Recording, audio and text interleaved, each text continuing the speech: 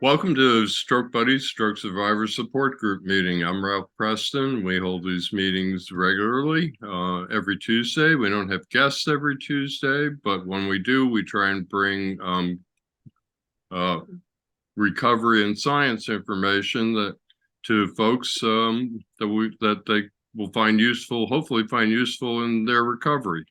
And today we've got Tom Haynes back for the third time, and Tom's going to talk to us about central pain syndrome. He's a neuro-PT based in England. He owns his own clinic. He's quite knowledgeable. He's done a couple presentations for us in the past, and I also this is a subject that Mitch and Tom and I have been kicking around for a few months, and so we wanted to make sure that Mitch was here, and Dr. Hetzler is also interested in this subject and has some knowledge about it. So we're glad to have Mitch and Dr. Hetzler as well. And that's as short as I could do the introduction. So Tom, the floor is yours.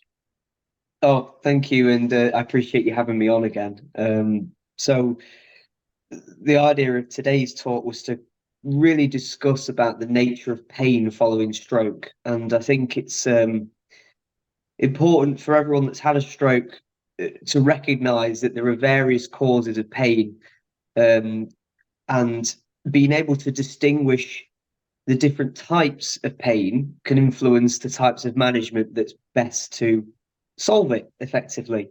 So, as we all know, there are certain symptoms that strokes can cause that can result directly in what I would call mechanical type pain. So, those that have low tone, for example, and have a shoulder that's quite readily able to sublux out of the joint will experience or can experience direct mechanical pain as a result of the stretch on those soft tissues. And contrary to low tone, you can have hypertone patients with spasticity, primarily upper limb dominant interflexion and lower limb extension, that can result in what are called dystonia, held postures, or spasms that can themselves bring along a pain response.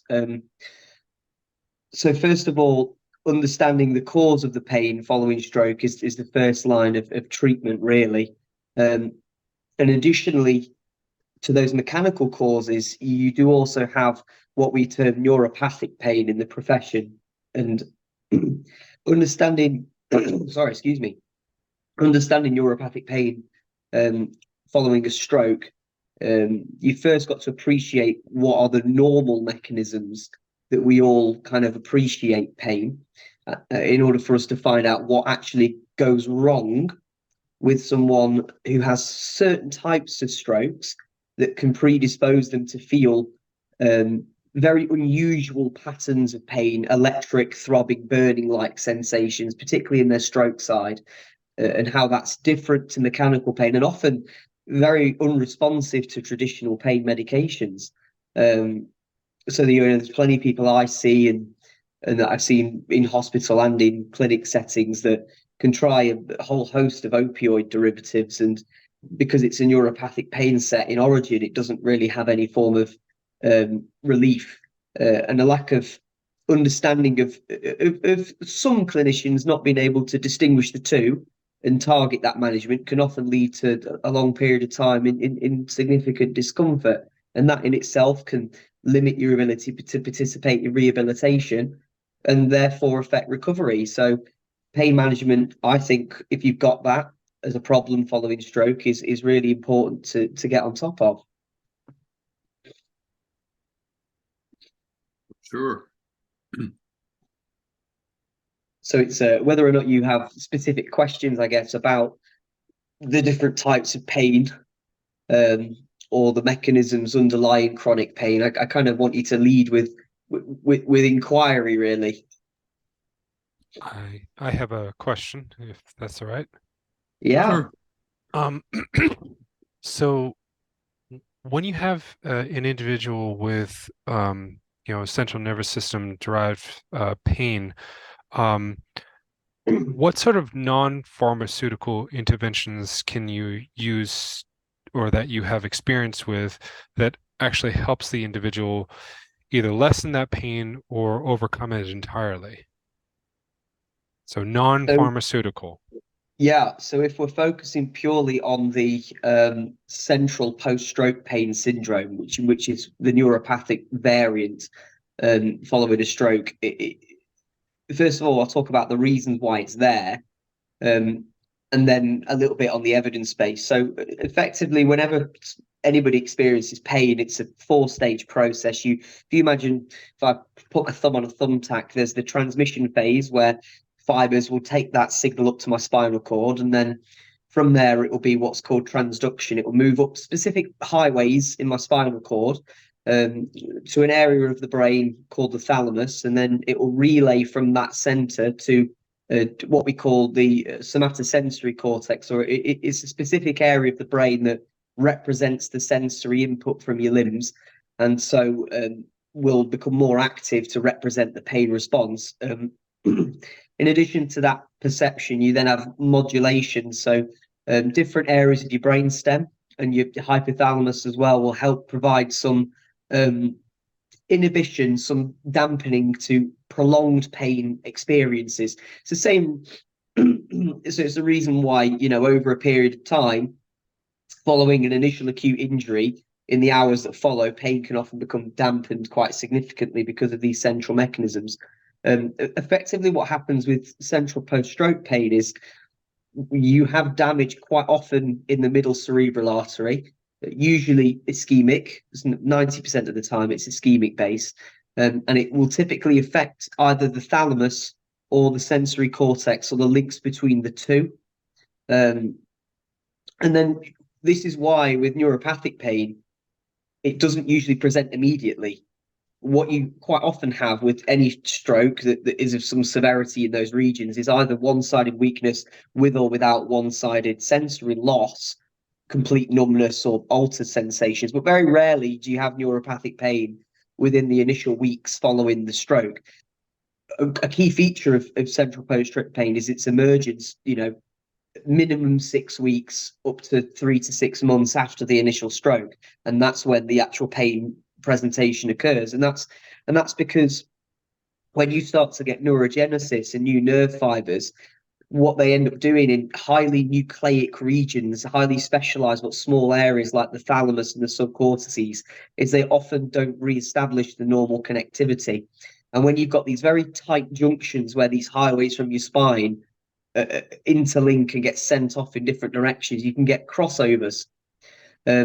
And so what normal happens is two states. You either get what's called hyperalgesia, where you have a completely disproportionate response to a regular pain signal. So it might be me squeezing my fingertip, for example. If I squeeze it, it's a low level pain.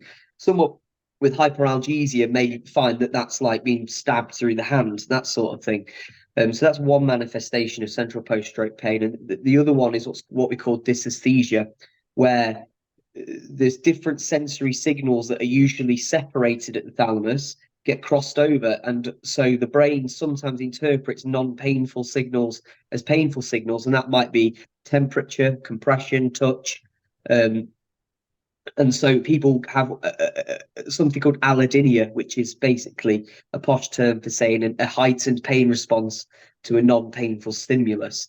And those are key differentials for chronic stroke pain. It's delayed in onset.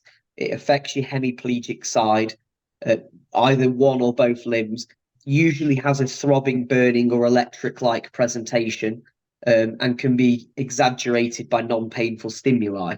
To move on to the treatments of it, the vast majority of the research is on pharmacological management, which I'm sure the doctor that's in this chat will know quite a bit about.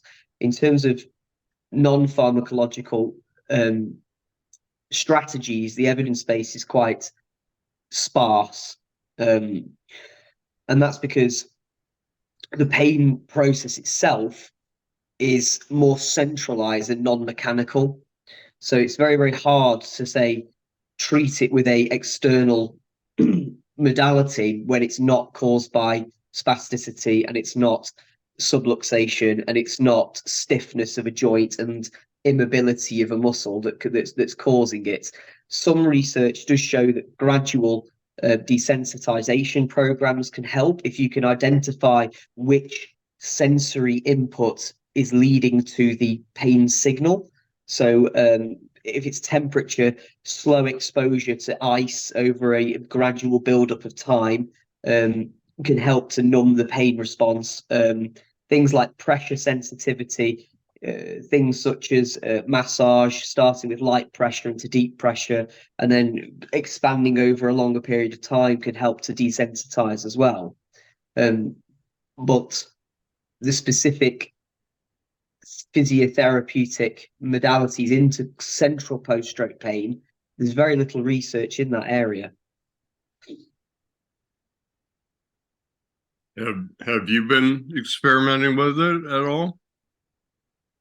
Anecdotally, of course, because when you always want to do no harm, and when there is such minimal risk with things like massage and compression and heat and things, then there are various types of things that can help.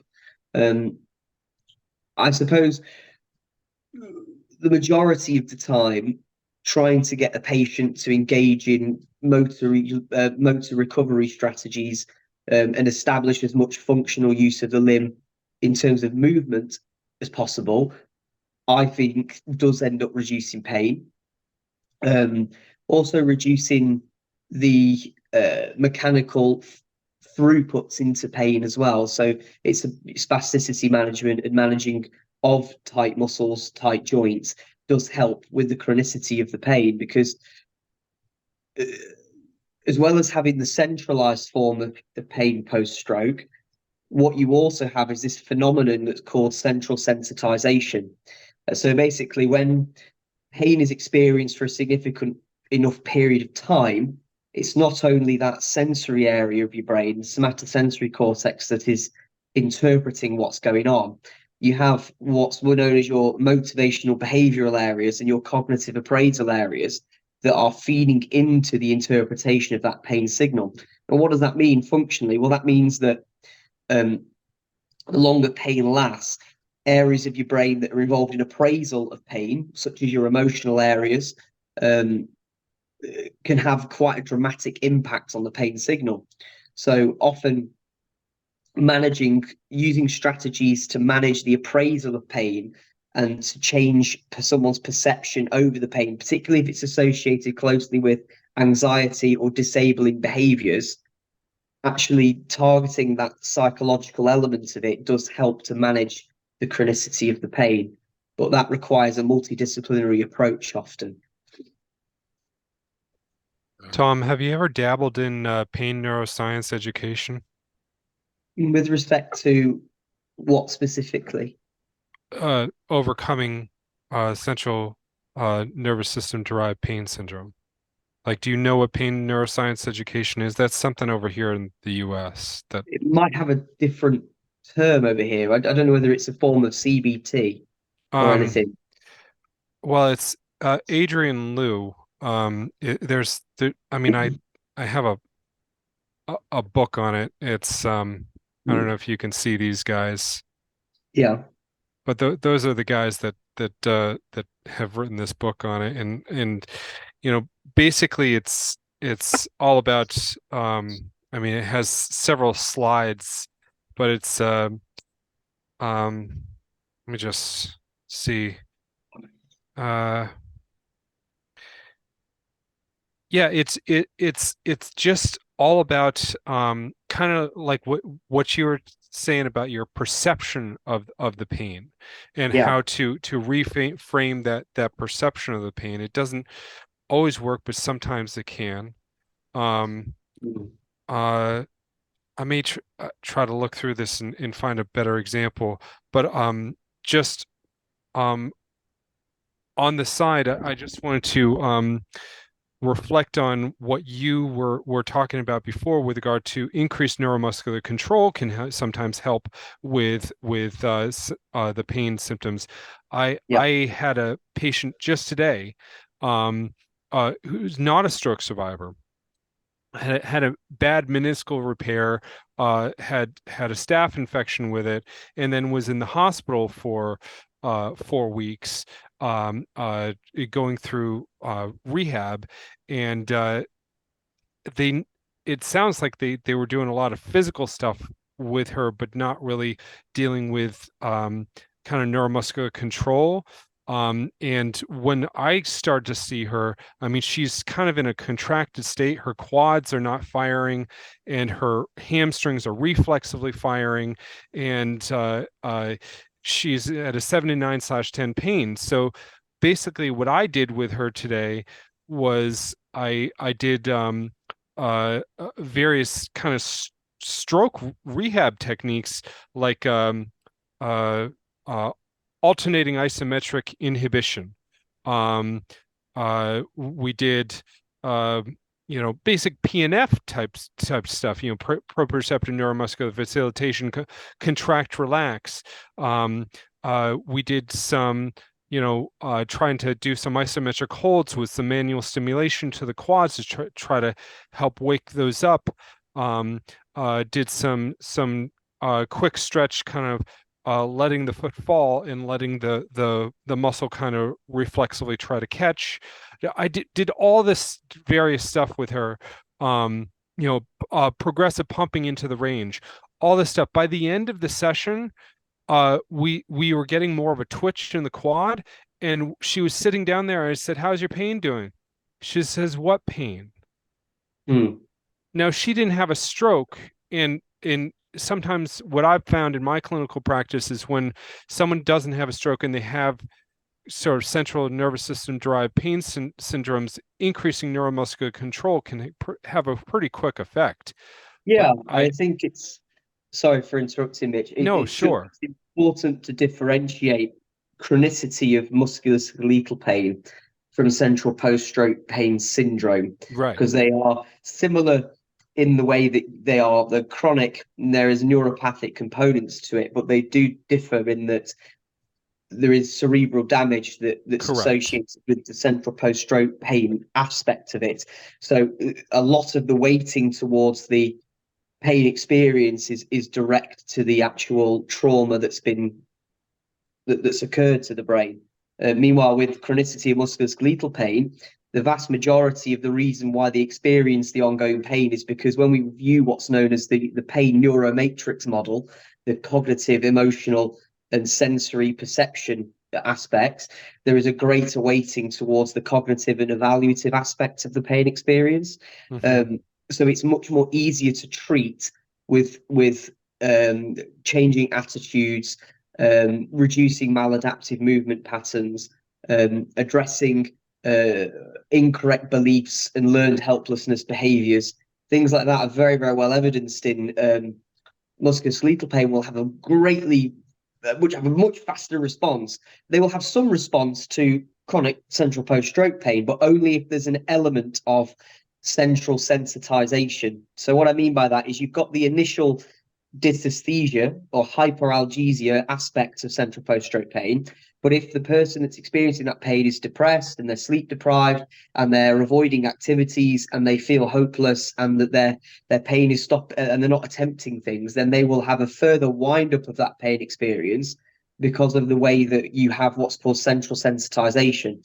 So you might not be able to get rid of the pathological aspect of the pain experience, but you can at least reduce that layer of that onion, that central sensitization via those psychological strategies and also through re-establishing normal movement. I mean, the other aspects of central post-stroke pain is it's there is also a lot of evidence to show that whilst it does occur primarily in thalamic and sensory type strokes, such as middle cerebral artery infarctions, there is a much better responsiveness to patients where the main driver towards that pain is inattention and neglect. So a lot of the way to manage that is to try and treat the inattention if that's part of the clinical presentation. So that might be, improving visuospatial orientation to that side, lying the patient onto that side, weighting them down on it, tilt table standing with more awareness, mirror therapy, TENS machine stimulation, things like that can improve the body schema awareness of that hemiplegic side, can help to improve the brain's mapping of the body and quiet down its responsiveness to incoming signals. So when there's chronic central post-stroke pain with inattention, often treating the inattention does have a great effect. When there's chronic central post-stroke pain in the absence of inattention, and it seems to be the predominant feature, most often it's pharmacological management that helps the most. What's quite interesting is that it can be a self-limiting thing. There are patients with chronic central post-stroke pain that do have it for years, but there are also those that experience it during the neurogenesis phase of neuroplasticity for maybe 6 months, and then it naturally, as you persevere with rehabilitation and you establish neuromuscular control, then there is a normalization of that system. So we do see that there is a tapering off and quite often a natural tapering of the neuropathic pain as well. So, Tom, you talked about the thalamus and what is this? Is the sensory cortex? Yeah. And how there's sometimes a disconnect between them. Correct. How is the properties of neuroplasticity in terms of reconnecting those two areas? Like, can that happen, or once the damage occurs, is it like a spinal cord injury where it's not going to reconnect? No, the thing is about the brain, it's a very, very densely complicated structure, and the way that neuronal networks establish themselves takes many decades to become effective at a skill, at all the different skills that it can do. That's why brains don't stop maturing until you hit your late 20s and you're even to 30 years old. The point is neuroplasticity in itself is a non-specific response. So you can get sprouting of nerves and you can get unmasking of dormant pathways, but there is no roadmap that the brain effectively can use in the presence of heightened damage to fully normalize what it once was.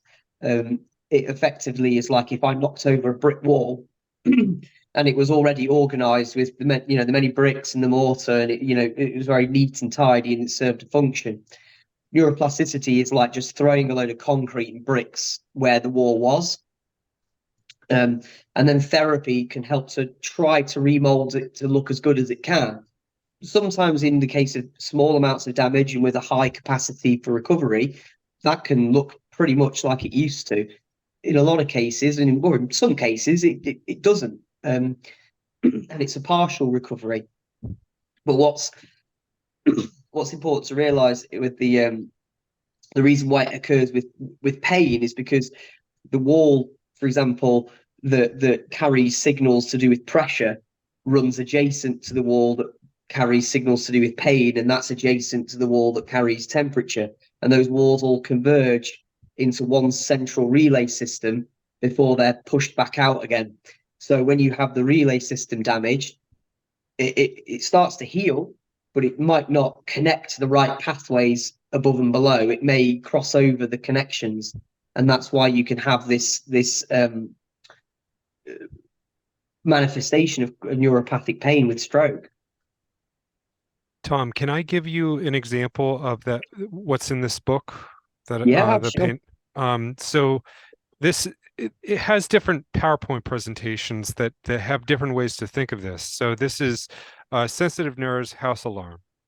Okay, so think of this. At your house, there's an alarm system. The alarm system is there to monitor anything that might threaten your safety. How do we set off the alarm at your house? To set off the alarm, someone has to kick in the door or break down the window. Once the door is kicked in or the window is broken, the alarm goes off. The main job of the alarm is to warn you of danger, like pain, right? When the alarm goes off and you wake up, what do? You likely call the police, who come and investigate. Once the police make sure all is well, the robin ran away, the alarm system is turned down, set at its normal level, and ready for another potential danger, another break-in, for example. It is therefore a normal expectation that once danger has been assessed and eliminated, the alarm system will turn back down to its normal resting level. Some people, however, do not respond well to break-ins. The alarm woke them.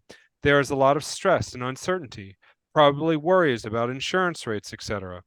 Additionally, it is also quite normal to be extra worried that this might happen again. With the increased worries, it might seem quite normal to turn the alarm down, but not all the way, thus leaving the house with an extra sensitive alarm. This new setting might indeed be more likely to activate if a window is broken or a door is kicked in, but it might also allow the alarm to go off for unnecessary things, such as a leaf blowing by the window. This elevated alarm setting will likely be fine for a day or two after the break-in, but will make life difficult over time. Anytime a leaf blows by, ding, ding, ding, ding, the alarm goes off. The same issue with house alarm also occurs with human beings. The body has a living, breathing alarm system called the nervous system. It constantly monitors for threats such as injury, stepping on a nail, surgery, or even emotional stress. This is normal and occurs in every person. When a threat comes along, the alarm is activated.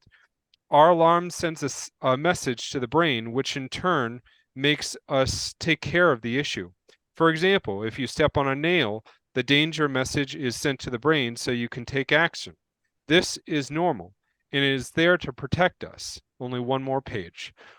Once the threat is eliminated, the alarm is gradually turned down and we can go on with our life. However, in some people, the alarm is triggered by an event such as an injury, surgery, emotional time in life, or irritated issues with some inflammation, but it never calms down. As with the leaf example, an extra sensitive alarm system will significantly impact your ability to do things you were able to do before. A big reason why pain persists is an extra sensitive alarm system even when tissues have been healed. Why do human alarm systems stay extra sensitive? Everything people go through during their pain experience keeps the alarm system extra sensitive. For example, dealing with pain every day adds stress, and stress can cause issues at home or work. Treatments are not working, otherwise you would not be here. You have given several different explanations for your pain, which causes confusion. As long as you are stressed, confused, afraid, etc., your alarm system is likely to remain extra sensitive. So that's just one example. I mean, it doesn't totally apply to us stroke survivors because, as you said, there's physical trauma to the brain, but there's also Yeah, a perceptual piece. And I think correct. that's And what that, what that analogy was describing effectively is chronic pain. It's talking about central sensitization. And that analogy I've heard in different forms before, but that's more, it's very directly appropriate to musculoskeletal disorders. It's not it's a component of, but not the whole picture when it comes to central post-stroke pain. Because effectively what that analogy is describing there is that you have the pain, the perception. It starts off as a sensory experience, very much an action reaction, finger prick, ow. The longer a pain experience goes on, the more your brain starts to appraise pain in a cognitive and an emotional way. So if your cognitive and emotional responses are negative, you get wind up of the pain signal. So what might hit your brain as a 4 out of 10 gets wound up by central systems to be an 8.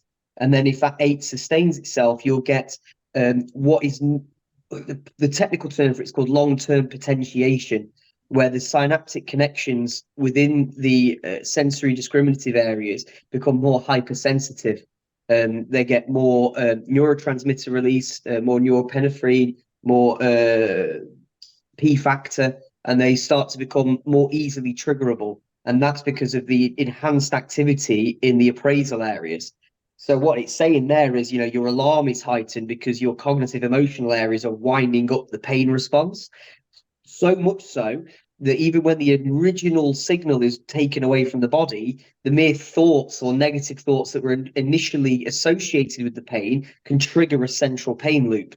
So using that model, then a cognitive behavioral strategy will help to treat that issue. Now, you can have that in central post-stroke pain because someone with central post-stroke pain can develop stress, emotional depression, can develop learned helplessness and catastrophizing thoughts that, this pain's not going away. Maybe it's cancer. Maybe it's something where my arm's going to, suddenly turn a different color and fall off. I've heard all sorts of things said, but those unhelpful emotions and appraisals will further exacerbate the pain. And using that analogy, you can still treat central post-stroke patients by education and reassuring them of the nature of their beliefs is not necessarily conducive to recovery, but you've still got to compete with the fact that the brain is firing off pain at the center, not just because of your appraisal of it. It's there because of a physical reason. And that's why often treatment is not just on trying to remove or quiet down the alarm, but also on trying to suppress the hyperexcitability of those maladaptive neuronal connections. And that's where either desensitization strategies can help, don't always, and trialing different types of neuropathic pain medication, anticonvulsants, anti-epileptic type drugs can help to manage that. So when you say the education, I think you're referring to education sensitization between the two sides. Let's say that my right side has central nervous system derived pain syndrome, and you're trying to educate it with regard to hot cold, for example. You would first have the non-affected side feel the hot cold, and then try to expose the affected side to the hot cold. Correct. Or to light touch, or to deep pressure, or vibration. Correct? Or vibration, correct? Yeah, I mean, it depends on what the allodynia, what the altered sensory perception is. The most common type is temperature, and that's because I'm going to get a bit technical now. The lateral spinothalamic pathway that transmits signals from the periphery, your limbs, to the thalamus and to the brain carries sensory input relating to acute pain, but it also carries information relating to temperature. So it's the closest one that gets crossed over. So the most common cause or exacerbating factor in central post-stroke pain can be temperature changes. And then it's about determining, well, what temperature changes exacerbate the pain? Is it hot or is it coldness? And once you then find out which it is, the idea is to start with a low gradient. So you would start with something that was cool, but not that dissimilar from room temperature. And you'd limit the exposure to it. And you'd put it on the good side, and then you would adopt reassurance strategies at the same time. So you would get the patient to remind themselves, this is a non-painful sig stimulus, this is a non-painful, this is just cold, it's not painful. So you're using that quieting down the alarm effect, understanding the normal sensory input, adding that in, and then trying to get the brain to remap to the fact that that signal is not actually pain, but it is a cold signal. And then that, in theory, and with some loose evidence, does show that it can improve your chronic pain. So you could start with, I don't know, a bottle of water that was in the fridge and resting it on, and then you'd graduate yourself up to using like a popsicle or something, and you'd hold it for a few seconds until the pain was there, and then you'd start to take it off, and then you'd find that the threshold intensity starts to get wider and wider, so you can tolerate it for longer and longer, and you become less sensitized to that signal in terms of causing you pain. It's the same principle if it was caused by a crossing over of what's called your dorsal column with your spinothalamic tract at the thalamus. So it might be that vibration or pressure, or the two, because they're done by the same system, can cause the pain response. And what you'd want to do is find, well, which is the most exacerbating one, and then start with the least exacerbating one.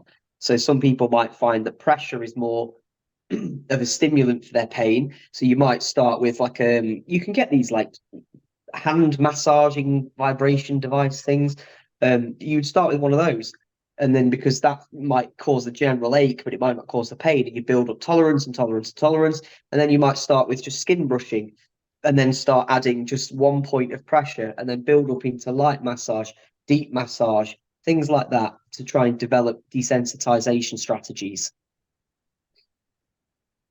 I suppose it's loosely related to the phenomenon of phantom limb pain for amputees. It has a very, very loose association where you've heard of this before, but sure you have, where people that have their leg amputated below the knee can still perceive their leg as being present, and it can be incredibly painful. And that's a slightly different issue where you've not had damage in the brain, but effectively the brain representing the limb is still there, the limb's removed, and that conflict of sensory input can cause a hyperexcitability in the sensory cortex that causes pain. So the treatment for it, whilst you can have gabapentinoids and whatever to try and treat it, you can do desensitization massage, TENS machine therapy, and things like that. Desensitization strategies work really, really well. The caution should be given to TENS machine with stroke patients because the patient might not feel it's on, and it can damage free nerve endings if it's on for too long and you can't feel the intensity. And also it can increase spasticity if you have TENS machine on as well.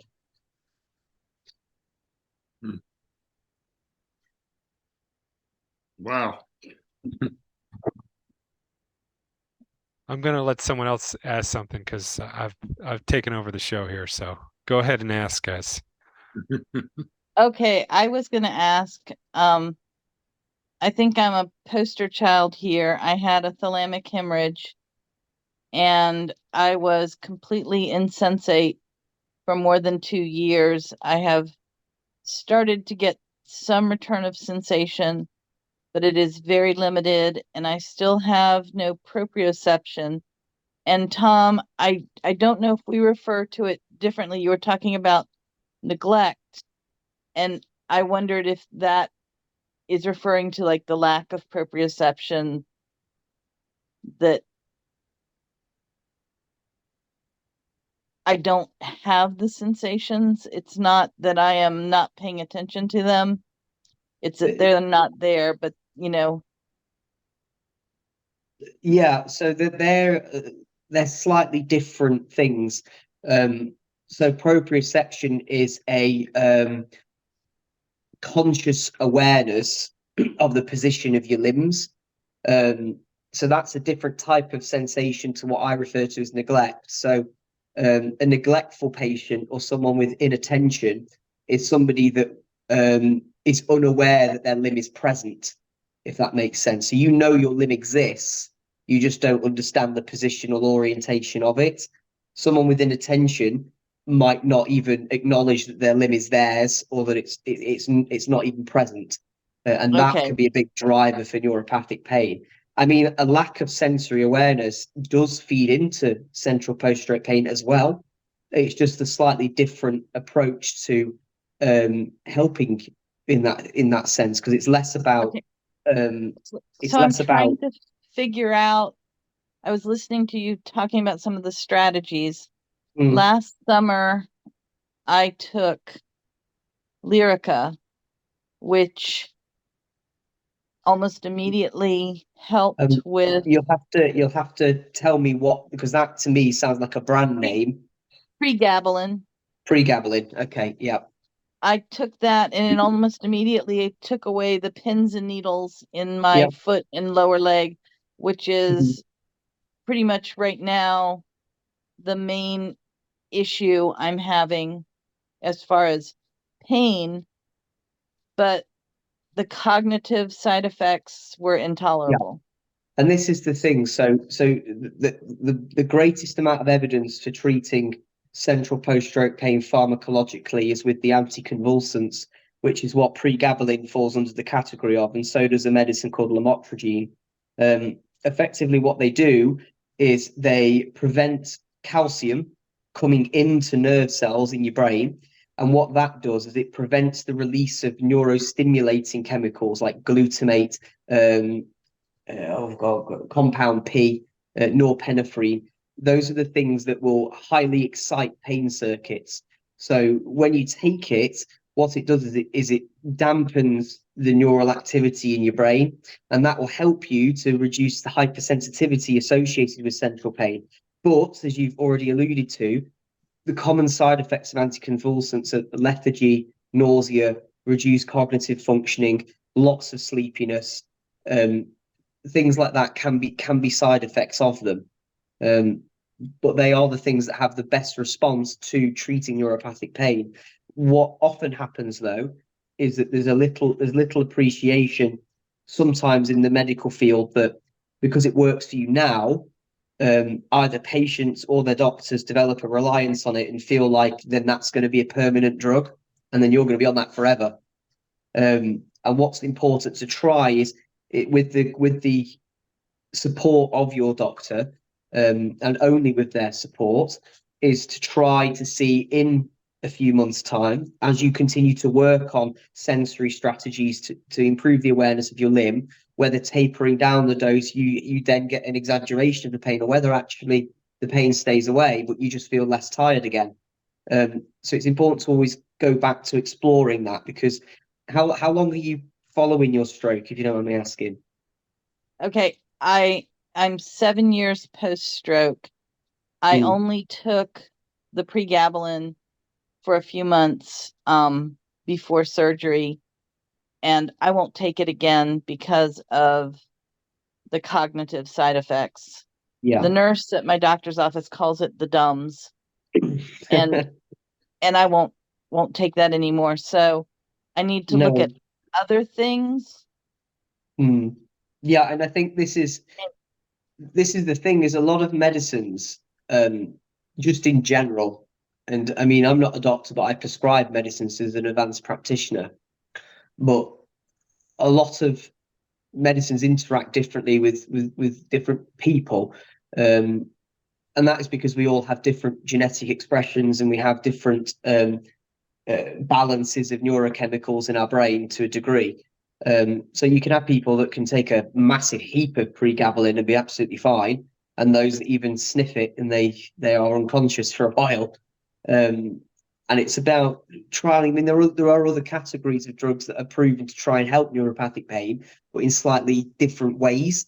So whilst lamotrigine and pregabalin have the greatest response, other medications such as tricyclic antidepressants, amitriptyline, nortriptyline, they can help. Effectively, what they do is they work on a slightly different system. So what amitriptyline does is it blocks a type of enzyme breaking down a hormone, a neurotransmitter called serotonin. And serotonin is like your feel-good hormone. But what serotonin is important in with relation to pain modulation is in your brainstem, you've got an area called your raphe magnus, and it provides descending neurons that release serotonin throughout your body at the spinal cord level, and that helps to dampen pain responses. So the theory is if you can block the breakdown of serotonin, it suspends it for longer in your brain, and then it will help to dampen the effects of neuropathic pain. But likewise, it's a category of drug that's what's called anticholinergic, and we have something in the UK that we're quite keen on called anticholinergic burden. And what that means is medicines like amitriptyline is that it's a risk factor for things like falling. So if you've already got some balance issues, I don't know if you have, your mobility might be great, but it's important to understand that drugs like amitriptyline can predispose you to be more hypotonic, floppy, delayed balance reactions, even if it does help your pain. I mean, medicines are always a trade-off. It's always a double-edged sword. I'm not really looking for a pharmacologic solution at this point, because you're trying other I things. know that the pregabalin works Yeah. for the pain, but it's just the side effects that that's the trade-off. I'm not willing to accept the side effects. So Yeah. So you mentioned some things like TENS, and I don't know if you are specifically meaning TENS, the pain relieving electric stimulation, or if you are extending it into the neuromuscular electric No. stimulation. No. So within the cutaneous variant, as in the sensory stimulation variant of it. I mean, that's quite good if you've got some but altered sensation in your limb. If you can you touch and still feel your limb? No, not at all. No. So is there any form of sensory awareness? I have in some diffuse areas some temperature sensation Okay. and some diffuse areas some deep pressure, but very limited. Okay, so what might be a good strategy for you is TENS probably won't help you because it works on a fine touch system, which is something that it sounds like you haven't got much awareness of. Crude touch and deep pressure will work alongside the same systems as vibration. So whether or not you can get your hands on a vibration massager and see if you can start with some of that, because that will be a less of a ramp up in signal that putting a block of ice on your arm will cause. And then you can try to localize that signal. So what I often say to people is, spend 2 or 3 minutes with it in one location, looking at that location, and then looking away from that location and trying to use the visualization of what you looked at in your mind and mapping what you can feel to where you felt it, and then start onto a different region of your arm and then another region, and then you can build it up that way. Because I do have some vibration sensation. I was, as part of a study, they did some sensory evaluation, and boy, it was really, she did the tuning fork on my knee, and that was amazing to feel something in that leg. Yeah. So So it's that about vibration might perseverance. be, Yeah. Because something worth working on. Yeah, and if you could feel that's a really good sign. Like I said, the sensations you're talking about crudely feeling would go along that route of vibration. Um, I've got patients that will use it for an hour a day, and then over the course of weeks. I mean, I've got a patient now who's in her 40s who's had a very, very extensive hemorrhagic stroke, not just in thalamus, but from pretty much brainstem to cortex. And she was completely sensory, numb to everything. So now with doing prolonged vibration exposure, she can now localize vibration to any part of the arm. That's and can also fantastic. now start to develop coarse touch. So not fine discriminative touch, but if I was to say rub the shoulder, she'd say shoulder, elbow, hand. And what you notice with that is her pain is a hell of a lot less than what it was. And that's because you're helping to normalize that sensory imbalance that you've got. It is really a case of perseverance. You've got to think that in order for a neuron to adapt, it's got to be bombarded with that signal for a prolonged period of time. Yeah, and I will say the thalamic hemorrhage is part of it, and that's most relevant to our conversation. You were talking about an area of the brain stem, Yeah. and you were talking about serotonin, and what was that area? So that's in your medulla. So it's called your raphe magnus. So that's So where that should still be okay, because Yeah.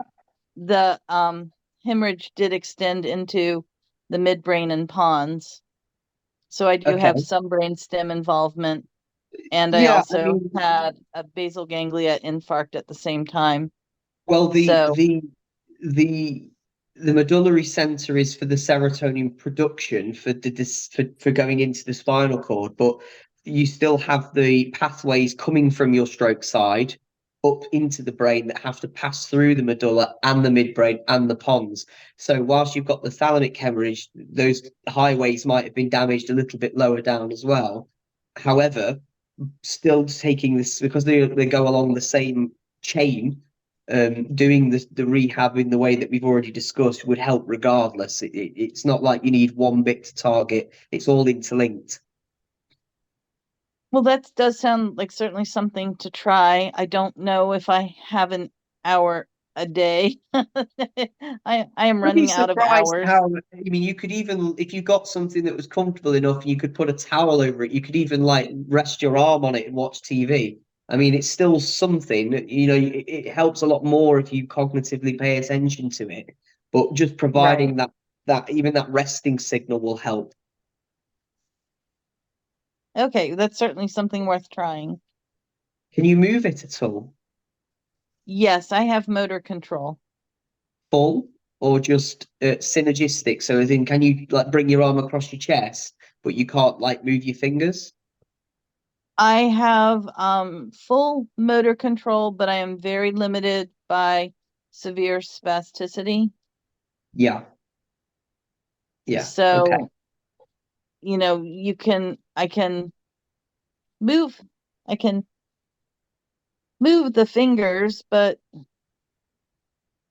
I don't have good control because of the Yeah. tightness. And Yeah. So what we call that is synergistic movement, what you've just displayed. So it's so what is probably by doing the sensory strategies, you'll often find the spasticity will also reduce as well, because spasticity, whilst having a pure motor aspect to it of why it occurs, you often find that people with sensory deficits have a heightened spasticity as well. So trying sensory strategies may ultimately help with the movement regain, and doing more movement regain and taking your joints through more ranges can help build up joint perception, which further, you know, it creates a positive feedback cycle. So you could start with the sensory strategies we talked and about. something I have worked really hard on is I have full passive range of motion. I do Despite not, the spasticity. yes. Yeah, that's pretty good. Yeah. So you're limiting the amount of mechanical pain you might be experiencing as well then, which is good. Okay. Well,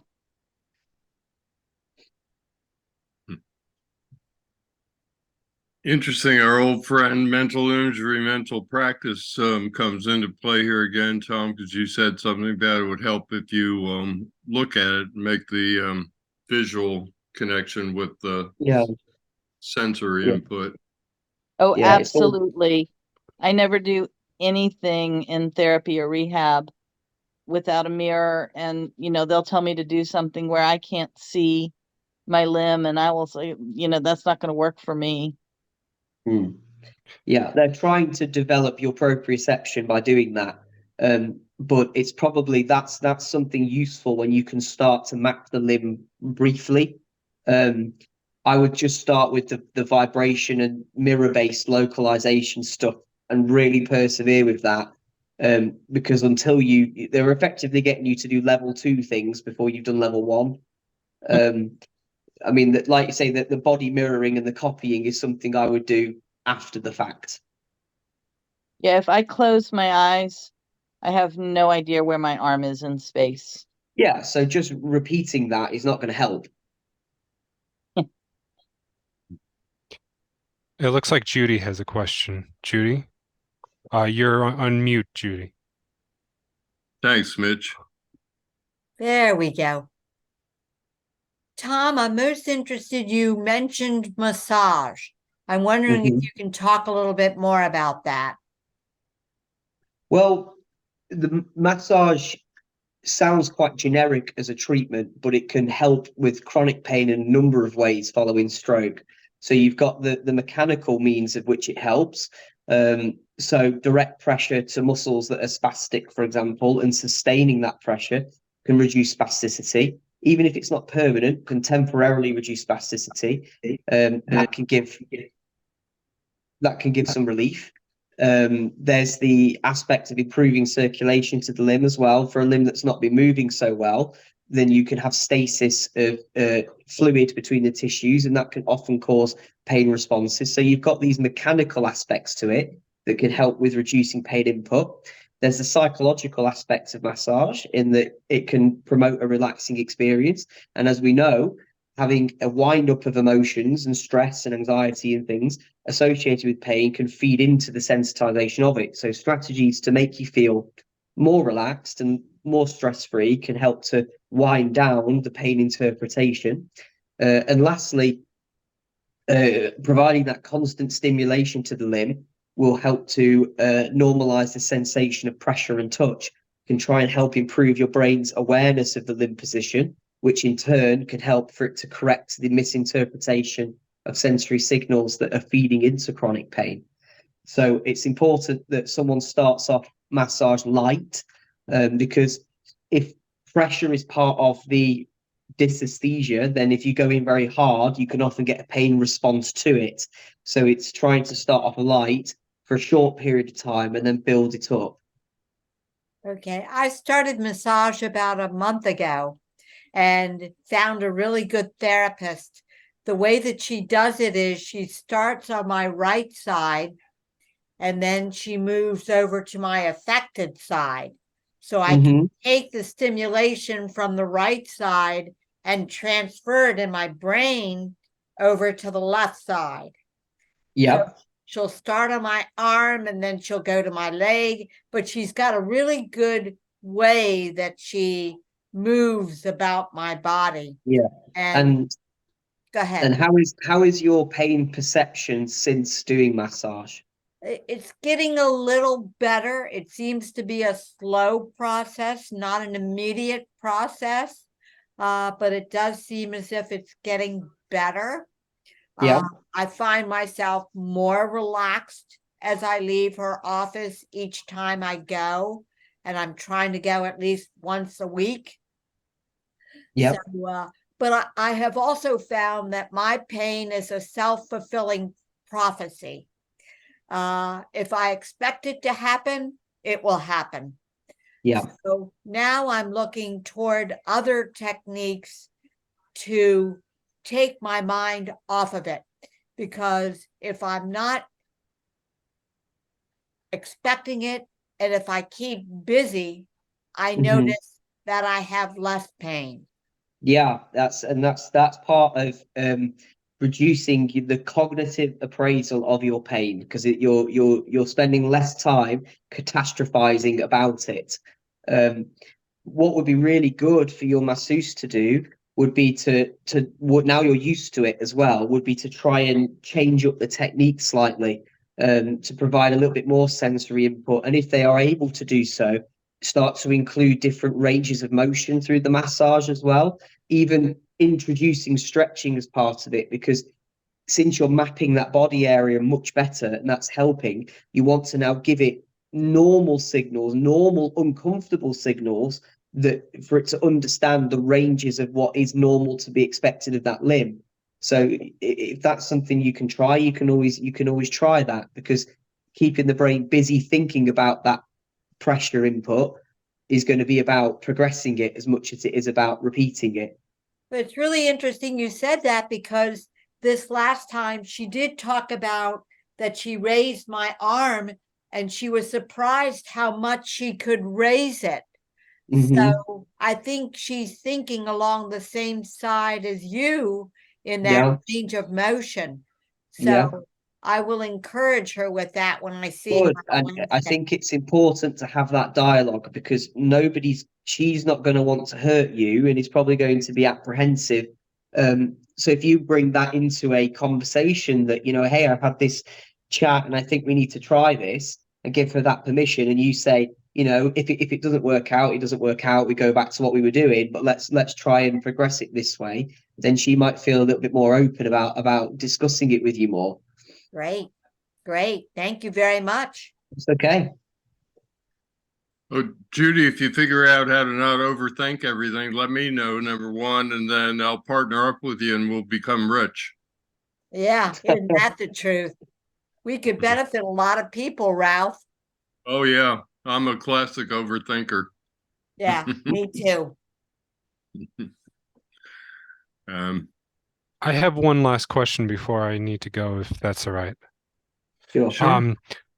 So when it comes to stimulation, one side versus the other, affected versus non-affected, is there any difference between one after the other, or simultaneous stimulation? So if you're, let's say, doing light touch and you do the non-affected side, then the affected side, non-affected side, and the affected side, that versus doing it simultaneously to see if there's a better connection. Have you experimented with that at all?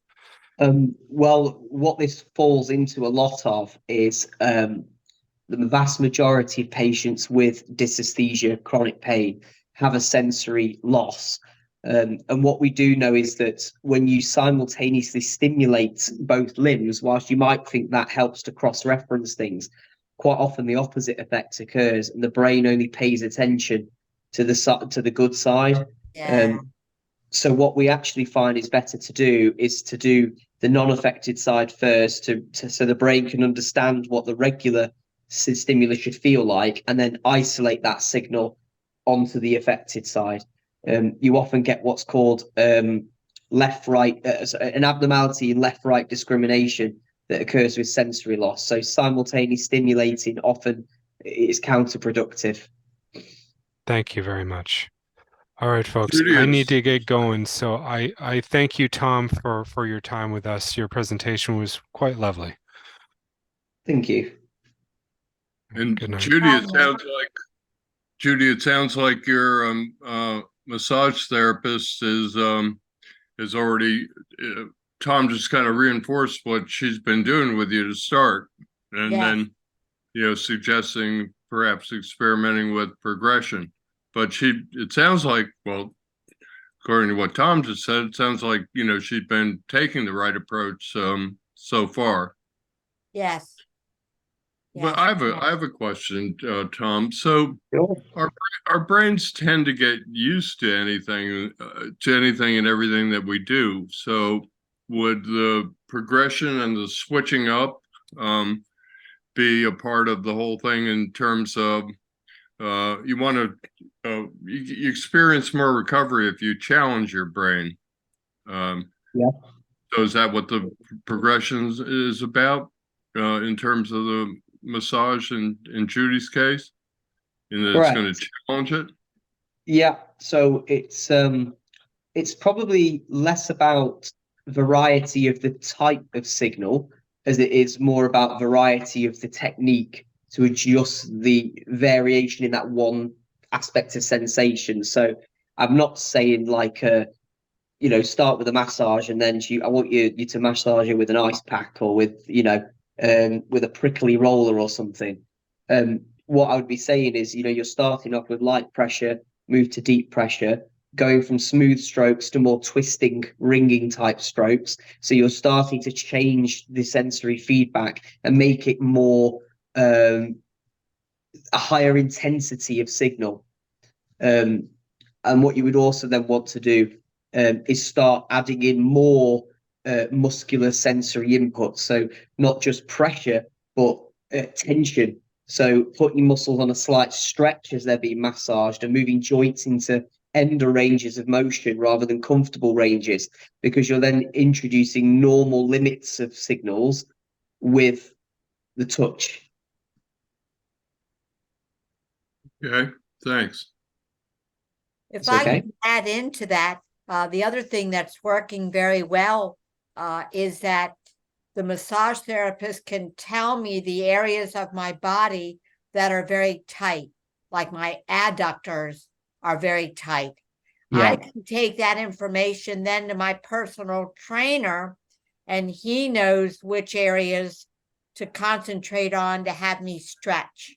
Yeah, and I mean, predominantly in lower limbs, in your legs, the tightest muscles post-stroke is your adductors, and is the back of your calf, and the instep of your foot. They're often the most commonly affected. Mitch mentioned before he left, right at the start, a technique that's called PNF stretching, and that's really useful following a stroke that you do during your massage sessions if your masseuse is au fait with it. If not, a very basic form of it is trying to do like some snow angel like movements with your legs. So trying to actively open your legs will help to inhibit the groin muscle before it's massaged. So practicing, a few repetitions of opening your legs, slowly closing, not with resistance, and then opening again will help to relax that before then someone can try and apply manual pressure. So the two will go hand in hand.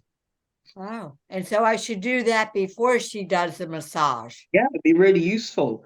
I mean, the true way to do it is if you a really good way to release your adductors is if you lie on your back and you get your knees bent, your feet flat on the bed, put like a ball or a folded pillow between your knees, and actively squeeze into it and work the muscles that are tight, and just hold that tension. And what actually happens is this phenomenon called autogenic inhibition, where when you stress a muscle for long enough, the tendons will send an inhibitory signal in a loop to your spine that when you then relax, it will make it relax more than what it would have done without contracting. And then what you do is you work the opposite muscles, which would be to open your legs, and that would further inhibit the tightness. So what you would do is you would, for example, have your legs and you squeeze and you hold for about 8 to 10 seconds, and then you would relax and then actively open.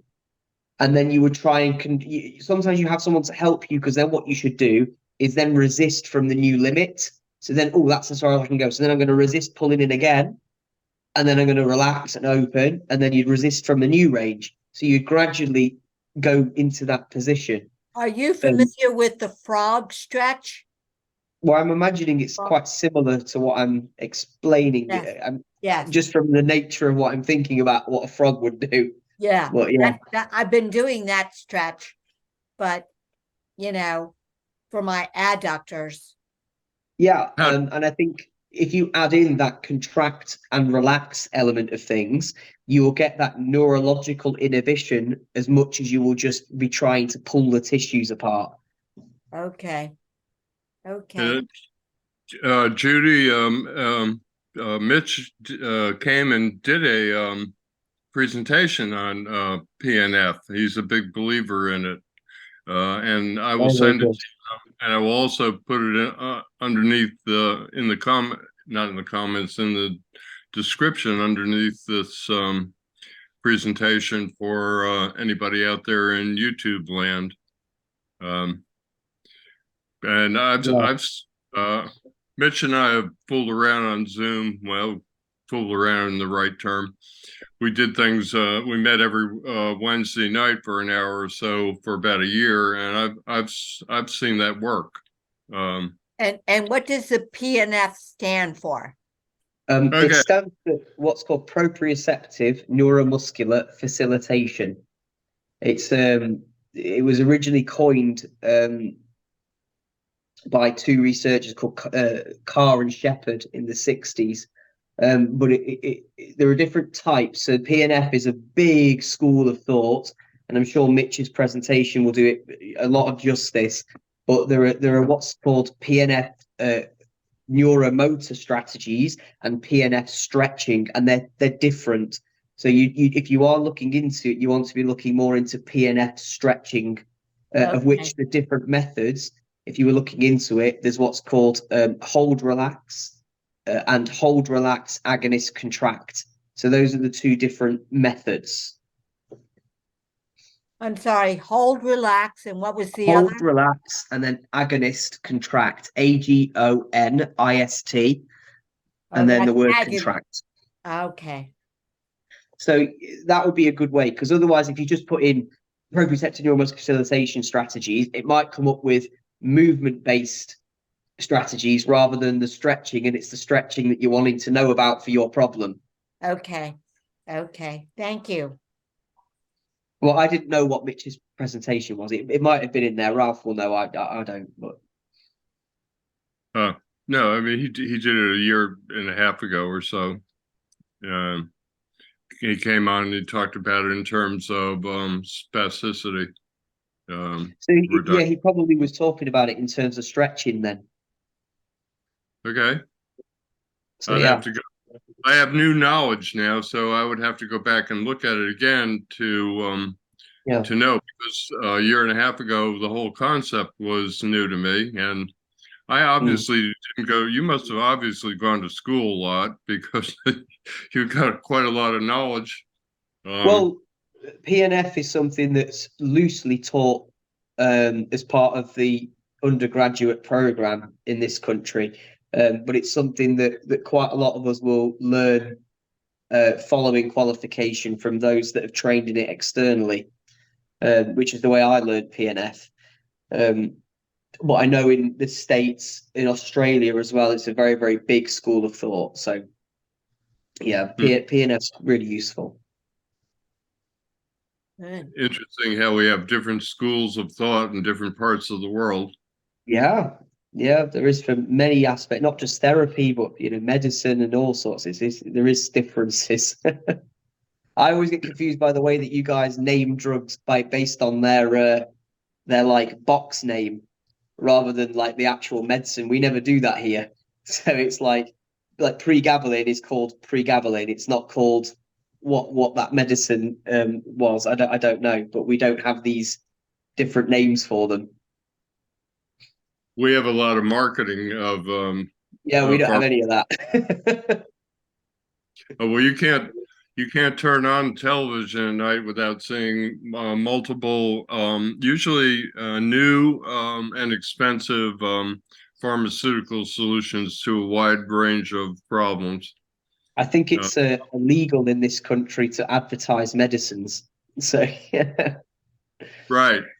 Well, you'll never see a TV advert for the only things that they advertise for actually is anything that's over the counter. So you can only advertise for like paracetamol, ibuprofen, and diclofenac gel. So like Voltarol, ibuprofen gel, or Nurofen, something like that. But yeah, I remember when I was in the States visiting, and yeah, you're right. You got all these adverts for different drugs, and I always find it quite funny at the end because they'd run through like they say how amazing this drug is, and then they talk about all the side effects after, which I thought was quite funny. right. They have to be 1 minute long instead of 30 seconds. They have to be 1 minute long because the first half is the commercial that they would put up if they didn't have to put the 30 seconds of side effects. My favorite side effect is new or worsening heart failure. Yeah, I love it because it is quite Like entertaining if you think about it to someone like us over here, because it's like, try this drug, it might make you sleep better, but may make your leg drop off. So, well, I mean, heart failure means you're dead. I mean, so how can it be a yeah. Anyway, if you want to hear, sure, go ahead. How do I, I'm working on my arm, but I have sublux shoulder, and I'm doing overhead pulleys. Do I need to do my left and right first, or left and right? So you've got a sublux shoulder, but you're doing an overhead pulley. Yes. And that doesn't. I raised it up a little bit so far, but not much as I want to. Yeah, so is your shoulder still sublux? Just because we wouldn't normally do a pulley with a sublux shoulder because of the risk of it dislocating. But do you have some movement in it then without a pulley? Yes, I can raise it up a little more than what I had before. So it's probably, was it sublux, then it's not sublux now then? It is still sublux because it was 3 inches before when I had my sublux shoulder. But Ralph told me to do shoulder squeezes and raise my shoulders and all that. I've been doing that as well. Yeah. And I don't, because of that, it's helping me. So what you want to just be cautious of with the pulleys is that whilst you don't have the reason it's out is because these muscles called your rotator cuff muscles, they help to sandwich your shoulder together. Your shoulder doesn't really have ligament. It does have ligaments, but they're very, very loose. They don't really hold it together. It's muscular stability that your shoulder has that keeps it together.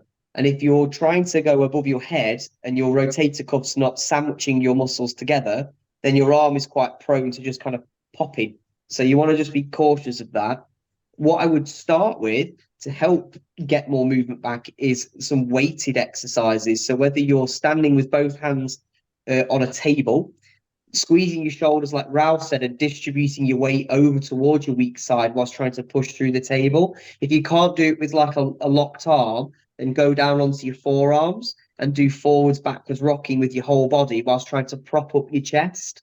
And what you're trying to do there is engage a natural force coupling where the weight of your body is being reacted against the surface and pushing your shoulder together. and that push will stretch the muscles around your shoulder, and you have more of a likelihood that it will then sandwich your shoulder and start to turn on more. You can also, if you've got a therapist that still works with you, electrical muscle stimulation, where you have a dual channel, one here, so top, bottom, and then front, back, can also be really useful for re-engaging a sublux shoulder and having that on during exercises. If you still don't have a therapist, there's a company that we partner with over here that work internationally called Sabo. I don't know if you've ever heard of that company. Yeah. But Sabo do what's called the Sabo Stim, which is like a butterfly attachment where it's a self-contained FES unit, and you can get the large pads. I'd say the large pads for your shoulder, small pads for your shoulder, and then you can put one front and back, and as you press the on button, it will naturally cycle through. I think it's 8-second contractions, so you can feel it come on, and then you can perform the exercise. And then not only are you getting the recruitment of the muscles through the exercise, but you're also minimizing your risk of injury as well. So, I mean, over here they cost about £100, which I'm guessing is about $140, something like that. I already have the electrical stimulation that I put on my shoulder as well. So Okay. The Sabo Stim one that he's talking about is wireless, and you can just put it on your shoulder and go about your activities, and it goes, and it is rechargeable with USB, and it's also good for wrist and for eversion and dorsiflexion. okay. Thank you, Pop. I was going to mention that that the Sabo product is different than the E-Stim that Winnie probably already has. And I'm always nervous since I'm not a PT, when somebody says, well, Ralph told me to do this in front of a PT. No, but, it's fine. Tom, one of the things that I do have in my shoulder playlists, and I found it to be very important or beneficial in my recovery. So somebody told me early on about weight bearing, both on your affected leg and your affected arm. And I've got a video where I demonstrate that pushing down through, and then I do the weight shifting thing. Also, so if I don't know I would never tell anybody anything that I thought could do. The best, what you're advising with that is the best thing you can do for early shoulder recovery. So the shoulder is is incredibly responsive to weight bearing exercises. It's incredibly unresponsive after a stroke to just trying to do open chain movements. It doesn't like it at all. So yeah, weight bearing is always good first to establish some use of the shoulder itself. And when through doing the weight bearing, you'll start to notice patients can do a little bit of like an abduction heave. And then once they get into this sort of posture, that's when they can start with the motor recovery side of things. But often, like we discussed with Brunstrom approaching in the past and things, if you're starting with a limb that's completely flaccid and subluxed and no tone, and you're just expecting to do functional practice, it very rarely has a positive outcome. It's always weight bearing is best first.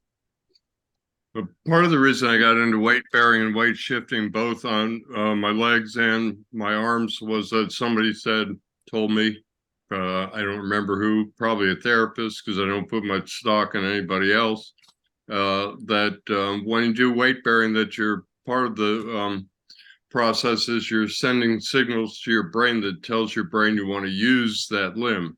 And so I don't know if I hope that's true. There are two main mechanisms. There is a local reaction, which is, as I explained before, the compression on your muscles will stimulate a reflexive contraction. So that's segmentally to the spine. But what you've also then got is with three reactions, that you've got the fact that the preparation for the activity, your brain will set the muscle tone or will try to set the muscle tone in that limb because it will know the task that it needs to do.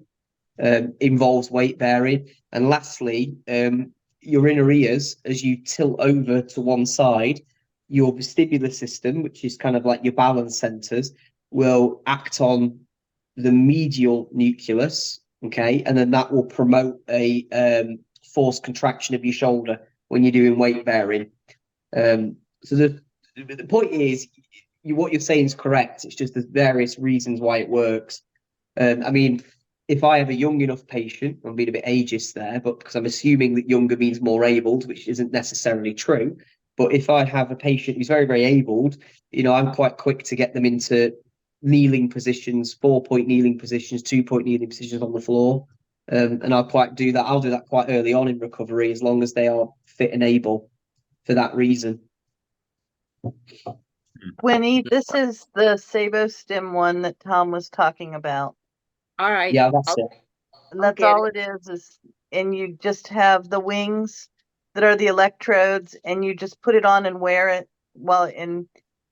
It's always better, and maybe not for the shoulder, but for doing other things, to be, as Tom said earlier, focusing on the activity, not just letting it run.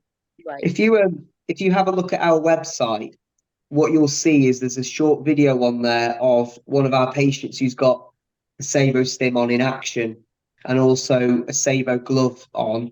And incidentally, if you then look on our Facebook page, and I think I posted it too.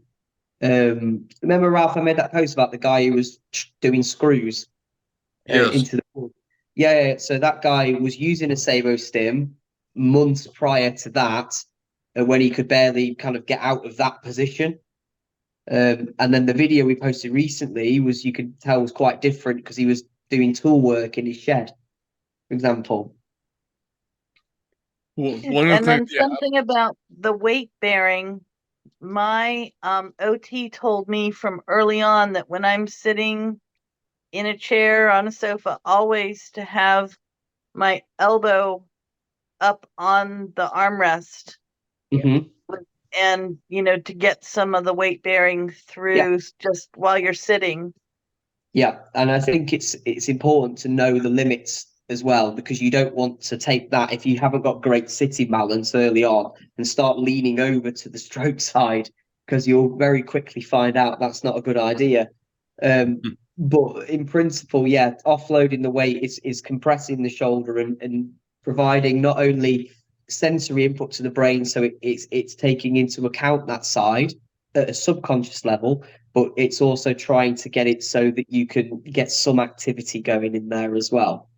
I think resting weight bearing is not going to be as conducive to the latter.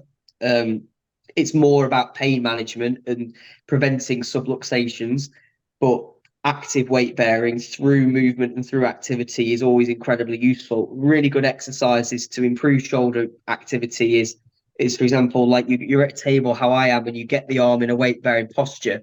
And if any of you got like a perching stool where it kind of tips you slightly forwards as you're sat, and what you would want to do is do things that involve you reaching diagonally upwards to that side. So whether it's like, I don't know if you've ever got Jenga or something, and you stack the blocks with your good side, but you're progressively getting higher and further over, and it adds progressive compression. And what you're doing as well is, because the motor task involves you extending up and tilting over, you're getting that natural inner ear reaction to get more pressure through your arm. So that's quite a useful activity. So object stacking low to high diagonally towards your stroke side, as long as you've got enough control to save yourself if you're a bit wobbly. If not, do it with somebody, so they stand on your stroke side, and if you have a little teeter, they can kind of correct you back. And that's great for that crossing the midline as well. Yeah, right. so that's really useful. So when your arm is on the armrest, can I massage my arm as well? She just was saying not to have my arm drop down in my lap next to me, that to keep it up where it's getting some weight bearing through it and it's not hanging. Yeah. Oh, okay.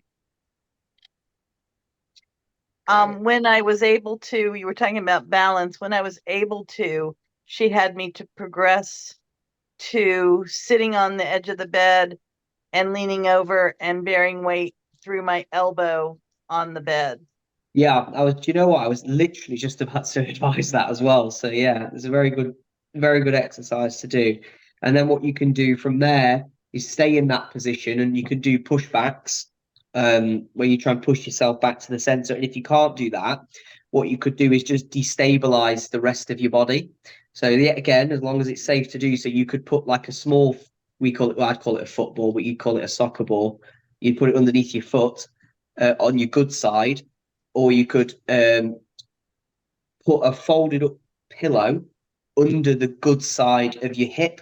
So it kind of tips the good side upwards and puts you down onto the weak side. That can also help improve the response. But likewise, only do these things if I would say do it first with somebody, because I don't know how any of you move. If you're very, very confident, then obviously you can make your own risk decisions there.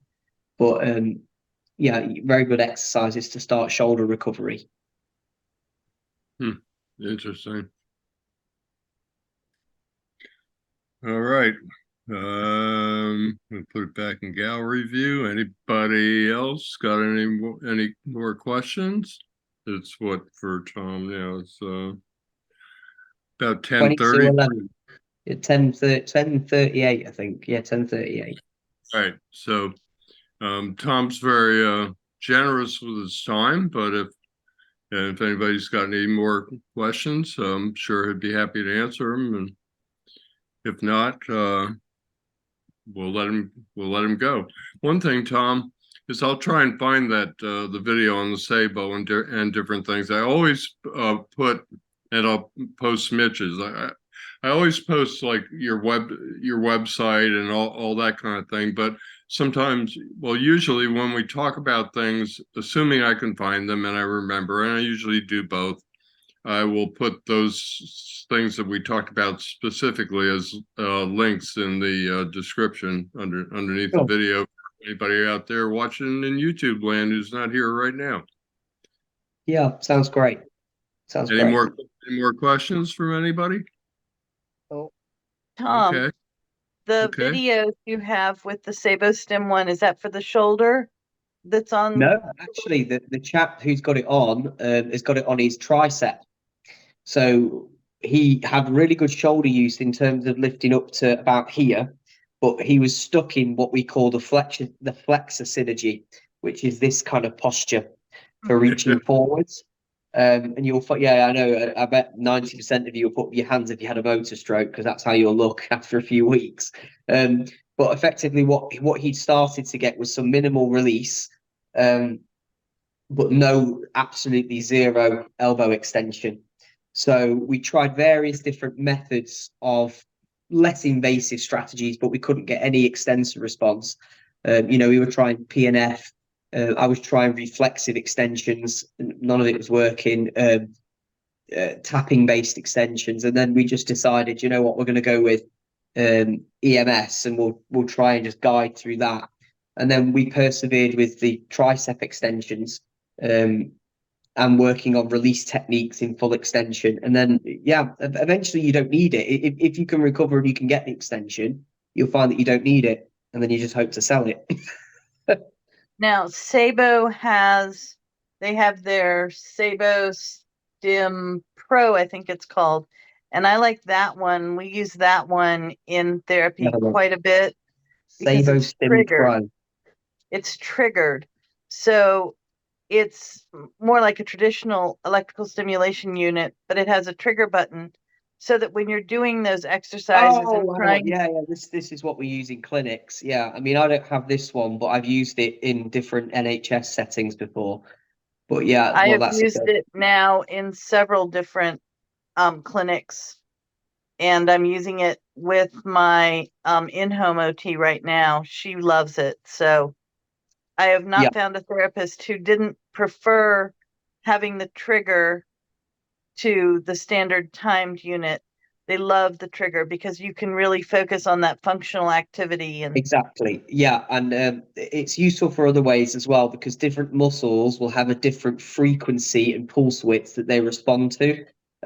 So typically smaller muscles will respond to a lower frequency, larger will respond to a higher, and different programs that are set on the Sabo Pro will be able to modify based on what muscle set you're putting on as well. I mean, ours is a national health service, so often in our hospitals it's cheap and cheerful. So we don't usually have like Sabo. We usually use manual FES machines where you have to turn little dials to set the parameters before you even hit the triggers. It works just well, as we well. don't even have those. We have to buy them ourselves. So Oh, right. I thought they were just kind of like, I don't know how. Yeah, your system is very different to ours, so it's hard to sure. understand. But yeah, a lot because we're in the private business that I run, then we do it. We are exposed to a lot of these different things. I only typically prefer to use the Sabo Stim, not because it's better. It's actually not as good, but it means that someone can partake in home exercises without needing me there. So, and I always have the impression that, and it's great you've got both, but I would rather someone invest money in something they can do 6 hours a day, self-directed, than what they can do for 2 hours a week with me. Exactly. So, yeah. So if you can have both, I mean, it's great. I'm not knocking one or the other. It's just that you can't really use a Sabo Pro without a registered therapist to kind of dictate it. To help you get it set up, yes. And then you can use it. Yeah, exactly. Or to modify it if things change, for example. Right. Yeah. But no, I often find And that I never tell anybody, I always say you need to get a therapist to help you set it up. It's not a no, and I mean, at least the Sabo Stim is very, very friendly, isn't it? It's charged, you put it on, you press the button, and then it starts ramping the signals. yes, this is. And when I got this, I took it in and got my therapist to help find the best positions to use it. Yeah. And we actually talked about getting tattoos to mark. She was really smart, Tom, and this might help you. She took and put a little permanent ink dot on the end of each of the wings. Yeah. And then once we found the right position, she put a matching dot on my arm because we were using it for wrist extension. Yeah. And you just match up the dots. So we were talking about I should get tattoos for electrode placement. Yeah. No, that's one way of doing it. Sometimes I would say for men it's a lot easier because you have to shave their arm where you put the electrode. So they often have like a patch of hair missing above and below. So that's a little bit easier to follow as well. Well, Sure. I have hair on my arms and maybe not as heavy as a man's arm, but use it with the hair. So Whichever way works for you. Sharpie will last about 3 or 4 weeks too. no, you- it won't. It'll you last know- a couple of days. I have my Sharpie in my bag so that I can, as I put it on, just touch up the dots so I don't lose them. Mm-hmm. But that was 3 years ago. Now I can put it on my sleep, know where it goes. Yeah, brilliant. And does the battery last all night? I'm curious. Excuse me? I said, does the battery last all night? I'm curious. Oh, I don't I don't use it in my sleep. That's why I was And I was a bit worried for a second. I was like, I do have the Sabo, and this is something we were talking about that you said probably isn't really going to help me, but I do have the Sabo Micro Stim, which is the glove that you do wear all night and goes for 8 hours. yeah. Yeah. Well, I want to reiterate that anything that you're, Paul, you mentioned this. Yeah, whenever I talk about anything with somebody new, doesn't know what they're doing with a new therapy, I always suggest that they talk to a therapist because while you might not end up doing any harm, you can. But more importantly, if you understand how something works and take a focused approach with a therapist, you're much more likely to get more out of it and do things in the right order. We've heard a couple of times. And a good I got therapist a will new always strive to empower you to do it as well. Right. I got a new AFO last week, and one of the first things I did was message my therapist and say, "Hey, I got a new AFO. I think I need to come in and have you give me some pointers." And so I've got an appointment to see her so she can help me figure out how to best utilize the new AFO, which is much less restrictive, which is great, but also is not quite as safe. So we need to look and see what we need to do to make sure I'm safe walking, but can utilize all of the new freedom of movement. Yeah. And that's great that you've got a relationship with your therapist as well, because that's integral to good recovery. Everybody should. And Polly's a shining example of interacting with her various therapists, getting them to communicate, doing things in a kind of a smart, what I consider a smart way. People who don't interact with their therapists on a fairly intense level don't get as much out of therapy. I don't believe. Yeah. So, and I guess it's hard it depends on what level of input you have, I guess, because I think you mentioned before, it's not like a model over in the States where you just get kind of continuous therapy as long as you've got a goal to work on. I don't know. No, that's not it at all. Yeah. no, what level of insurance you pay for or have from your company or whatever, because the insurance company unfortunately drive it. Your therapist does have some latitude, and that's one reason that I preach to people to have that kind of a relationship with their therapist. I also tell them to get homework and do the homework and come back in and demonstrate it, because you'll get a lot of points with your therapist. Well, I can't speak for you, Tom, but in general, therapists like to work with people who interact with them, listen. When you go do your homework and you come back in and they can see it, but they know they've got somebody different than the people that come in and go, "I'm here, make me better." Yeah. In the US, there are two systems. There's the private system, which is most often employer-based, and it's a for-profit system. It's ruled by the companies. And then the public system, the Medicare, and there are different rules surrounding them. And actually, in the public system, the prescribing physician has to send a plan of care to Medicare and have it approved before you can have treatment.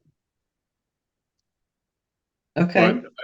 But I've found, but I believe in both, that the therapist has some latitude as to whether or not you've achieved the goals, and whether or not it's they have to the insurance model tells them to send you home or not. So I just found that I've had a therapist that I work with give me the language to send to the doctor, for example. And I've also I know they've kept me longer than they might have with other people, because I kept interacting with them and I kept doing my homework and such. So I think that's real important. There are guidelines that they have to follow, and it's that progress. If you stop making progress, and they call it a plateau, whether or not I had my wound reopen on the back of my knee, so I stopped making progress and they had to discharge me. Yeah, that's harsh. Yeah. So they only have a certain amount of discretion. They can write things so as to show this but in the end, it comes down to, if you're not making progress And Mm. progress is dictated as walking faster for Really? stroke recovery. That's it. That's all physical therapy cares about. That's very strange. Yeah. I guess they've got to have some kind of metric, but yeah. Yeah, and that's what they came up with. And I don't necessarily agree with that. And I was really glad that the vascular Parkinsonism and the bradykinesia was added to my diagnoses, because now they can't really make me try to walk faster when I have a diagnosis of slow movement. Mhm. Well, Yeah, I unfortunately, suppose. it's all about figuring out and trying to beat the system over here, which is sad because Lord knows we're not, not everybody's as smart as you, Polly. Not everybody's as proactive as you. And No, we've strokes. We're not necessarily functioning at our best. And you got to be your no. own best patient advocate and physical therapist and all these I, things I, thrown at yeah, you. I don't think you should be envious of our system either, because it doesn't work. It doesn't work well if you think of it. So it's hours you have a stroke, you go, if you need it, you go to like a rehab hospital, and you're there for 4 weeks, and then you get discharged into the community, and then you either have, if you can leave hospital and you can walk but not very well, you get 4 weeks of 3 times a week therapy, and then it stops. If you leave and you can't walk, even if you can stand, you don't get any therapy soon as you leave, but you're on a waiting list for about 8 months, and then you get 6 sessions once every fortnight, and that's it. So, Well, in the US, the rehab hospital stay averages less than 2 weeks now. Oh wow, there's But a lot then less. you are discharged for home therapy Yeah, until, if you are housebound, which would be not able to leave your home except to go to medical appointments in church. Once you can leave your home for other things, then you can go to outpatient therapy, and that is determined by you making progress. yeah. I think the only way that people here get the therapy they need, unless they've had a stroke that's minor or mild, that they can make that recovery in the initial 4 weeks of hospital stay. Often people make some progress when they first leave if they're getting the therapy, but even if they're making progress, it just stops, because once you've had that 4 weeks, it's done. It's not a progress thing, it's just you've had your share and now it's done. So the only way it continues is if you have the finances here to just supplement private. So, and then it's just pay as you go. It's not like insurance models or anything. Right. Well, the main issue is no matter where in the world you live, we don't seem to get enough care, and that's because they No. don't as a life-changing and lifetime event. They look at it that there's always light at the end of the tunnel, and that may be true, but some tunnels are a lot longer than others.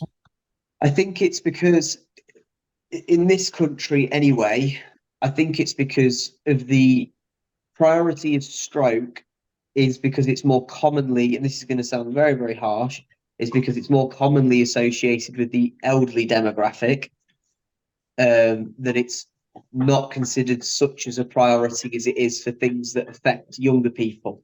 Do you paint those signs? Yes. We have a big problem with that here.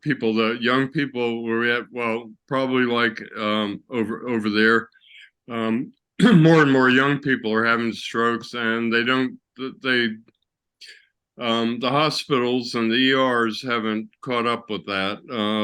There are a lot of cases where they blame it. If you go to the hospital and you're a young person and you mention migraines, allergies, or they look at you wrong. I've had a number of stroke survivors young ones tell me they got accused of being drug users.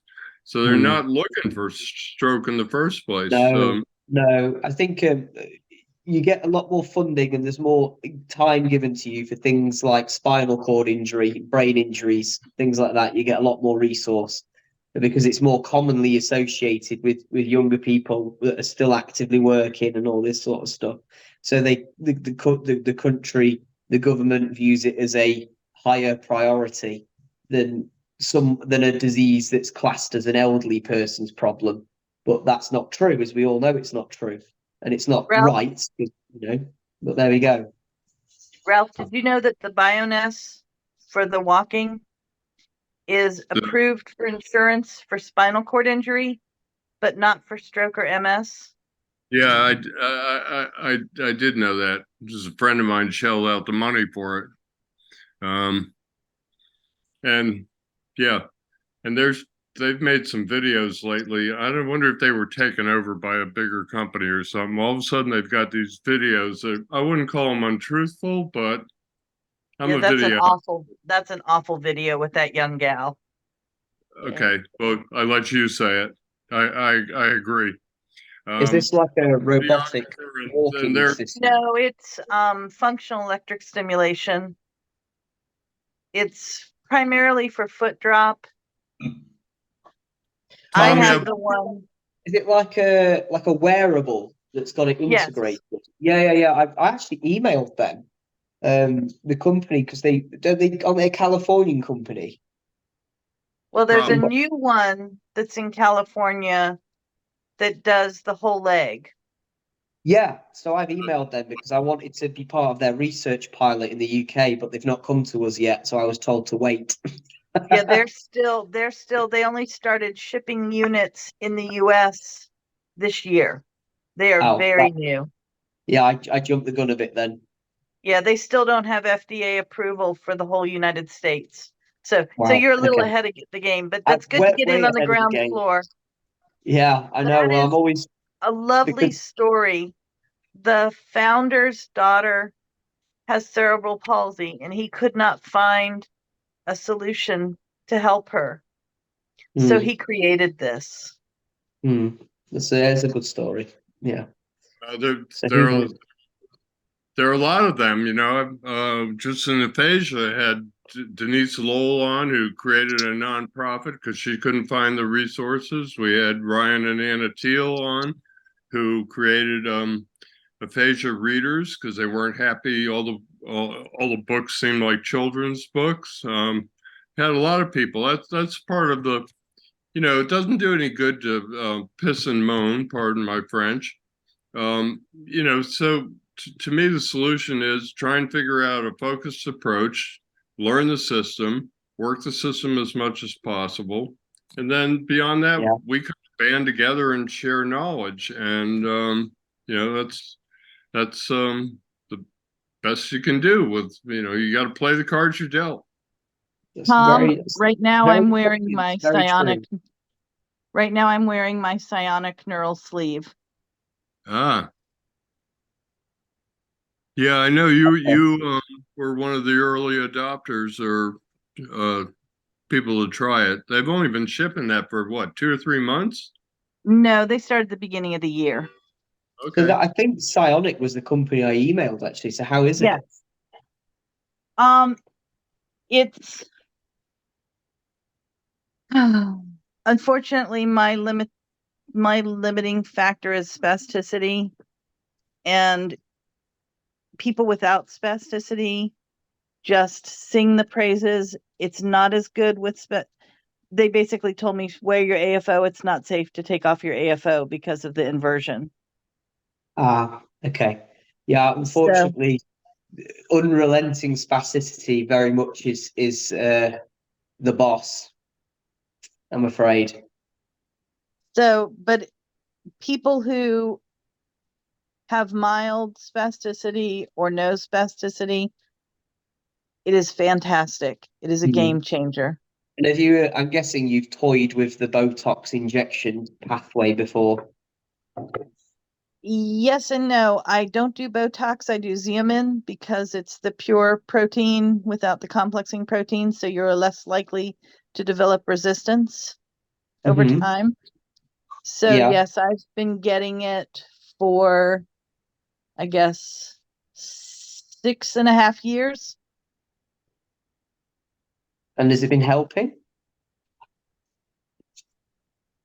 yes, it helps, but there is not enough botulinum toxin in the world to my Yeah. physiatrist told me that I have, and he's been practicing for 40 some years, and I have the most severe spasticity he's seen. I actually had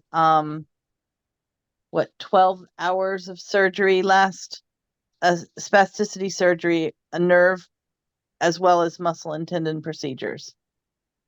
Wow. Okay. And that has made a huge difference. I was getting quarterly botulinum toxin injections as well as phenol injections. I think in 2021, I had 13 injection appointments. That's a lot. And we were doing phenol in the musculocutaneous, the median nerve, doing it in tibial nerve. So I was getting them all over the place. There is, I was just about to, I'm trying to find it online, but there is a new, there is a new drug that's in the market for heightened spasticity at the moment, and it's proven to be very, very effective. I'm trying to remember what it's called now. It's called MMP. Cyproheptadine. No, something. I'll have to find it. I posted about it a while ago, and I need to know where about it's at in the research. But and I'm guessing you don't tolerate things like baclofen and tizanidine very well. Baclofen is useless, and I don't know why it's first tier for stroke. It doesn't cross the blood-brain barrier, and it's useless. Yeah. Yeah, it doesn't work for me either. So I went and told my doctor I wouldn't take it anymore when we were trying to go up from 10 to 15 milligrams 3 times a day, and I fell asleep pedaling my pedal exerciser, and I could not stay awake, and I was like, I'm not taking this. So I've been taking dantrolene Okay. for the past 5 years. Okay. And that's another, and that has worked well for me, but it does come with, it has the risk of liver toxicity, especially if you are female above age 40, taking it for a long duration. Yeah. Yeah. So, but it has worked for me. Oh, I found it. MPH 220 because it was in phase. We think it's fake. Really? We've been looking. Yeah, there've no trials. If you look, it's just a publicity agent who's got I did the research on it, and No. it's from Turkey. Have I been duped? I think maybe I looked and they said they were going into trials, but there's not been anything. And it seems like they said that, I don't remember who I was talking to, but a medical professional said that yes, Turkey is well known for kind of making up things like that. No way. I feel like I've been had. So do some research into it. I Yeah. couldn't find it. Yeah, and let us know. I'm just having a look. Well, the most. As if Tom wasn't busy enough running a clinic and having employees. There are a couple of studies in the last 2 years on it, but still on rat models. Because they were supposed to last year start clinical trials in the US with humans, and it looks like they're still on rodents. yes, Yeah, maybe they were a bit ambitious there. I'll have to try it. I'll have to try it on the dog. No, I'm joking.